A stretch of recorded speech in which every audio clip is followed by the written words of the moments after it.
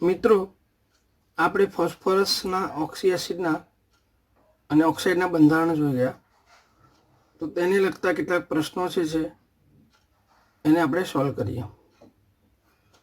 પહેલો પ્રશ્ન, આપેલા પૈકી કયો એસિડ ફોસ્ફોનિક એસિડ તરીકે ઓળખાય છે? તો આપણે ફોસ્ફરસના ઓક્સી એસિડમાં કેટલાક ઓક્સી એસિડ જે છે એના નામ સાદા પણ છે. એમાં હાઇપોફોસ્ફરસ એસિડ H3PO2 અને ઓર્થોફોસ્ફરસ એસિડ H3PO3. તો અહીંયા તમે જોશો એ H3PO2 અને C H3PO3 આ બંનેમાંથી કોઈ એકનું નામ. હવે જો ભૂલી ગયા હોય તો આપણે ટ્રીક યાદ રાખવાની, કેમ કે ફોસ્ફોનિક અને ફોસ્ફિનિક એમ બે બોલાય છે.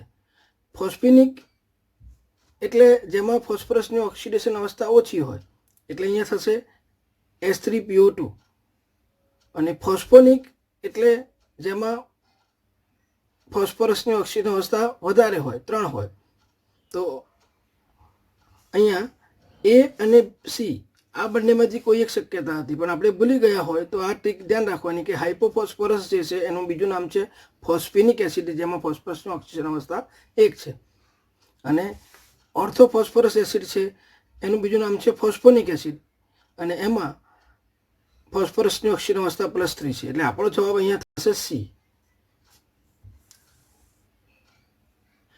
આપેલા પૈકી P bond O bond P બંધ કોણ ધરાવતું નથી? તો અહીંયા A, B, C અને D આ 4 વિકલ્પ આપણને આપેલા છે. તો આમાં કોઈ ફોસ્ફરસનો ઓક્સી એસિડ છે P bond P, O bond P બંધ ધરાવતું નથી. તો અહીંયા જવાબ મળશે આપણને H4P2O6. બંધારણ તમે જુઓ તો એના પરથી તમને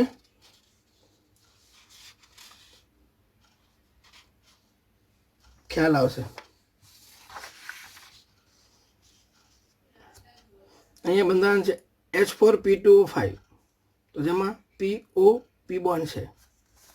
પછી આ બંધારણ તમે જોશો હાઇપોફોસ્ફોરિક એસિડ, તો જો એમાં P બોન્ડ P છે, એટલે જવાબ આ થશે. બીજું H4P2O7, તેમાં PO બોન્ડ P. અને ત્રીજું મેટાફોસ્ફોરિક એસિડ, એમાં પણ તમે જોશો તો PO bond P, O bond P. તો આ હાઇપોફોસ્ફોરિક એસિડ જે છે એમાં P bond O bond P નથી, એટલે આ આપણો જવાબ થશે. એટલે અહીંયા વિકલ્પમાં આપણને જવાબ મળશે H4P2O6. એટલે બંધારણ ઓળખવા જરૂરી છે. એના પછી કયા ઓક્સી એસિડની જોડી P બોન્ડ H બંધ ધરાવે છે? P બોન્ડ H બંધ ધરાવે છે. તો જનરલી નીચી ઓક્સિડેશન અવસ્થા ધરાવતા એક H3PO2 હાઇપોફોસ્ફરસ એસિડ, જેમાં 2 P બોન્ડ H છે. બીજો ઓર્થોફોસ્ફરસ એસિડ H3PO3, જેમાં 1 P બોન્ડ H છે. અને ત્રીજો H4P2O5, જેમાં 2 PH બંધ છે. હવે આપણે જોડી જોઈએ અહીંયા તો H3PO2 ખરો, એમાં 2 PH બંધ, પણ અહીંયા HPO3 છે મેટાફોસ્ફોરિક એસિડ, એમાં એક પણ P બોન્ડ H નથી. એ રીતે આગળ H4P2O6 છે, હાઇપોફોસ્ફોરિક એસિડ છે, એમાં પણ એક પણ P બોન્ડ H નથી. અહીંયા H3PO3 છે, એમાં એક P બોન્ડ H છે, પણ જોડી બનતી નથી. એ જ રીતે અહીંયા C વિકલ્પમાં H3PO5, એમાં એક P બોન્ડ H થશે, પણ અહીંયા H4P2O7માં એક પણ P બોન્ડ H નથી. જ્યારે વિકલ્પ D જે છે એ H3PO2 હાઇપોફોસ્ફરસ એસિડ, કે જેમાં 2 P બોન્ડ H છે, અને H3PO3 કે જેમાં એક P બોન્ડ H છે. એટલે P બોન્ડ H ધરાવતી જોડી પૂછી છે, એટલે જવાબ કયો થશે? D. એના પછી ચોથો પ્રશ્ન, ફોસ્ફરસનો કયો ઓક્સો એસિડ મોનોબેઝિક તેમજ રિડક્શન કરતા છે? અહીંયા આપણને આ એ બી સી અને ડી વિકલ્પ આપે છે. તો એના બંધારણ જો આપણને આવડતા હોય તો એના પરથી આપણે એનો જવાબ સરળતાથી આપી શકીએ. તો અહીંયા તમે જોશો હાઇપોફોસ્ફરસ એસિડ H3PO2, તો એમાં એક જ OH સમૂહ છે એટલે મોનોબેઝિક છે. H3PO3 જેમાં બે OH સમૂહ છે એટલે ડાયબેઝિક છે. H3PO4 ઓર્થોફોસ્ફોરિક એસિડ જેમાં ત્રણ OH સમૂહ છે એટલે ટ્રાયબેઝિક છે. અને H4P2O5 જેમાં બે OH છે એટલે ડાયબેઝિક છે. તો આપણને મોનોબેઝિક પૂછે તો જવાબ શું થશે? H3PO2. હવે રિડક્શન કરતાની વાત કરી છે તો તમે અહીંયા હાઇપોફોસ્ફરસ એસિડની વાત કરશો તો એમાં બે પી બોન્ડ એચ છે. હવે બંનેની વિદ્યુતતા સરખી છે એટલે એનું આયનીકરણ થતું નથી એટલે એનું રિડક્શન લક્ષણ સૌથી વધારે થશે. અહીંયા એક જ પી બોન્ડ છે એના કરતાં ઓછું થશે. જ્યારે અહીંયા ઓર્થોફોસ્ફોરિક એસિડમાં એક પણ પી બોન્ડ એચ નથી એટલે એનું રિડક્શન કરતાનો ગુણ સૌથી ઓછો હશે. અને પાયરોફોસ્ફોરિક એસિડ લઈએ બરોબર, તો પણ એમાં બે પી બોન્ડ એચ છે એટલે એ પણ રિડક્શન કરતાનો ગુણ ધરાવે. હવે આપણે વિકલ્પ ચેક કરીએ તો આપણને અહીંયા H3PO2, H4P2O5, H3PO3 અને H3PO4 આપે છે. અહીંયા શું પૂછ્યું છે? મોનોબેઝિક અને રિડક્શન કરતા. એટલે મોનોબેઝિક બી છે અને રિડક્શન કરતા બી છે. જ્યારે આ ડાયબેઝિક છે અને રિડક્શન કરતાનો ગુણ છે પણ આ જવાબ નહીં થાય એટલે જવાબ કયો થશે? એ.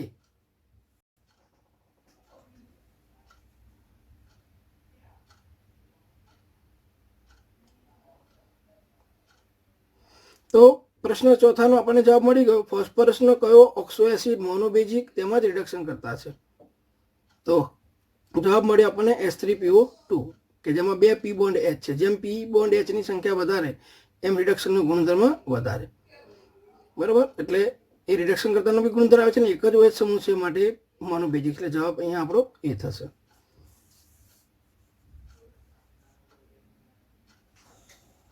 પ્રશ્ન 5, સાયક્લોટ્રાયમેટાફોસ્ફોરિક એસિડ કેટલા પીઓપી બંધ ધરાવે છે? તો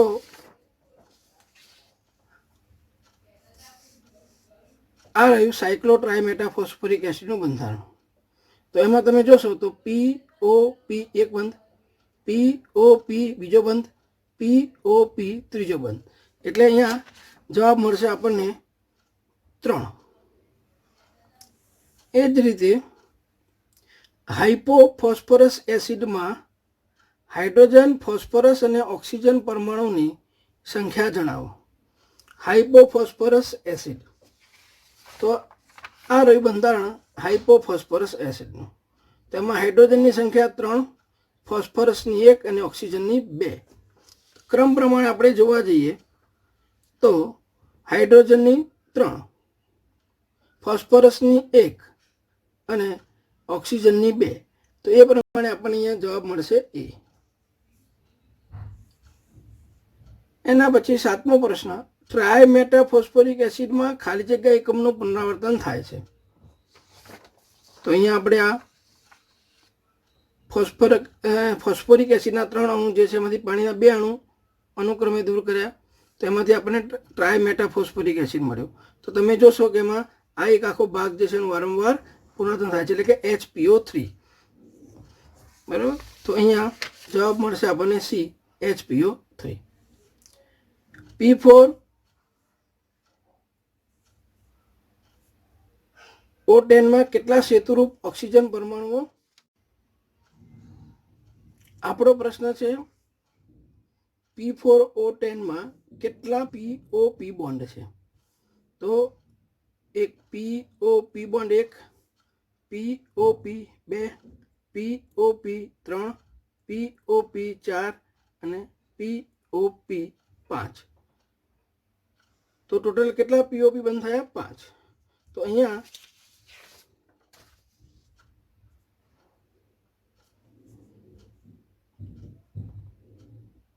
5 જવાબ આવશે.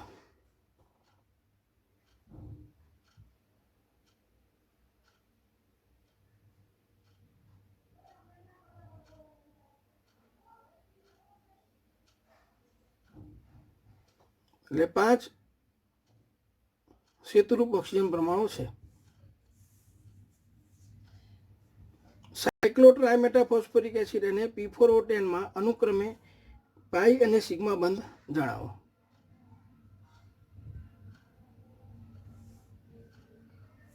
તો મિત્રો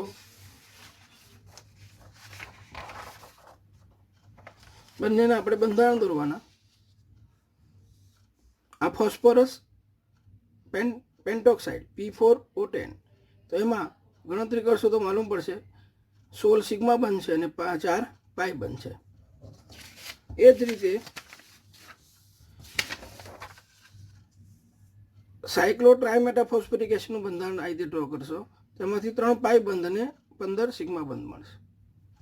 તો અહીંયા સાયક્લોટ્રાયમેટાફોસ્ફોરિક એસિડની વાત આવે તો 15 સિગ્મા બંધ અને 3 પાઈ બંધ, અને ફોસ્ફરસ પેન્ટોક્સાઇડની વાત આવે તો એમાં 16 સિગ્મા બંધ અને 4 પાઈ બંધ. 10મો પ્રશ્ન, S3PO2, S3PO3 અને S3PO4 માં બેસ્ટ રિડક્શન કરતા જણાવો. તો મેં હમણાં જ કીધું હતું કે ફોસ્ફર સાથે હાઇડ્રોજન સીધા જોડાયેલા હોય અને એની સંખ્યા જેમાં વધારે હોય, બરાબર, એ બેસ્ટ રિડક્શન કરતા તરીકે ઓળખાય છે. તો આમાં S3PO2 હાઇપોફોસ્ફરસ એસિડમાં ફોસ્ફરસ એ 2 H સાથે 2 P બોન્ડ Hથી જોડાયેલો છે, માટે એ સરળતાથી આયનીકરણ થતું નથી, માટે એનું રિડક્શન લક્ષણ આ બધા કરતાં વધારે હોય છે. 11th, ફોસ્ફોનિક એસિડ, હાઇપોફોસ્ફોરિક એસિડ અને પાયરોફોસ્ફરસ એસિડ ની બેઝિકતા માગે છે. ફોસ્ફોનિક એસિડ એટલે ઓર્થોફોસ્ફરસ એસિડ, એટલે એ ડાયબેઝિક છે. હાઇપોફોસ્ફોરિક એસિડ H4P2O6 એ ટેટ્રાબેઝિક છે, અને પાયરોફોસ્ફરસ એસિડ એ પણ ડાયબેઝિક છે. તો ફોસ્ફોનિક એસિડ H3PO3 ડાયબેઝિક, હાઇપોફોસ્ફોરિક એસિડ H4P2O6 ટેટ્રાબેઝિક, અને પાયરોફોસ્ફરસ એસિડ H5P2O5 ડાયબેઝિક છે. બંધારણ પરથી તમને જવાબ મળી જાય. 12મો પ્રશ્ન, નીચેના પૈકી પીના ઓક્સો એસિડની કઈ જોડમાં ફોસ્ફરસની ઓક્સિડેશન અવસ્થા સમાન નથી? તો તમે અહીં S3PO4 ની વાત કરો તો પીનો ઓક્સિજન +5 આવે. અહીંયા H4P2O7 ની પણ વાત કરશો તો ઓનો -2 એટલે 14માંથી 4 ગયા હાઇડ્રોજનના, એટલે 10/2 એટલે 5. અહીંયા પણ ફોસ્ફરસનો 5 આવે. એ જ રીતે ફરી પાછો બીમાં ફોસ્ફોરિક એસિડ છે એટલે 5, અને અહીંયા ટ્રાયમેટાફોસ્ફોરિક એસિડ છે તો એમાં ઓક્સિજનનો -2 એટલે -20, -20માંથી હાઇડ્રોજનના 5 ગયા એટલે 15/3 કર્યા એટલે ફોસ્ફરસનો 5 મળ્યો, અહીંયા 5 મળે છે, અહીંયા પણ 5, એટલે આ સમાન જોડી છે, બરાબર, ઓક્સિજન અવસ્થા સેમ છે બધા. એ જ રીતે અહીંયા લઈએ તો H4P2O7 પાયરોફોસ્ફોરિક એસિડ અને H5P3O10, તો એમાં પણ ફોસ્ફરસની ઓક્સિજન અવસ્થા +5 છે. પણ ડી વિકલ્પ લઈએ તો H4P2O7 પાયરોફોસ્ફોરિક એસિડમાં ફોસ્ફરસની +5 મળશે, જ્યારે આ છે S3PO3 ઓર્થોફોસ્ફરસ એસિડ, જેમાં ફોસ્ફરસની ઓક્સિજન અવસ્થા ગણશો તો +3 મળશે. માટે આ બંનેમાં ઓક્સિજન અવસ્થા જુદી જુદી છે, માટે સમાન નથી એમ કહી શકાય, માટે જવાબ આપણો થશે ડી.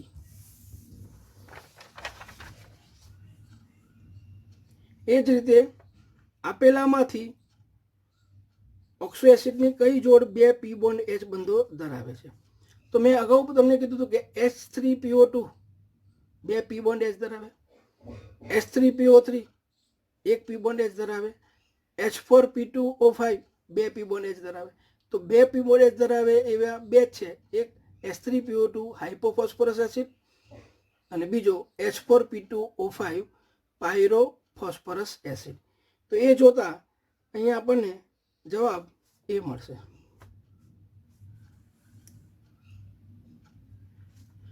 14મું, આપેલામાંથી કયું સંયોજન પી બોન્ડ પી બંધ ધરાવે છે? તો અહીંયા આપણને જવાબ મળશે સી, H4P2O6.